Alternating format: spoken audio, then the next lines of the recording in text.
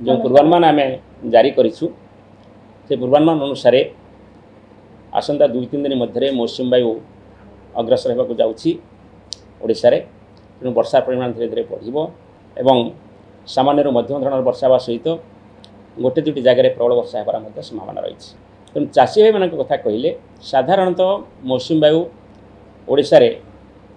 12 तारिख पाखापाखि प्रवेश करें एवं जदि आम स्टैंडर्ड डेविएशन देखिए या प्राय 7 दिन तेणु ए वर्ष मौसुमी वायु तेणु जो साधारण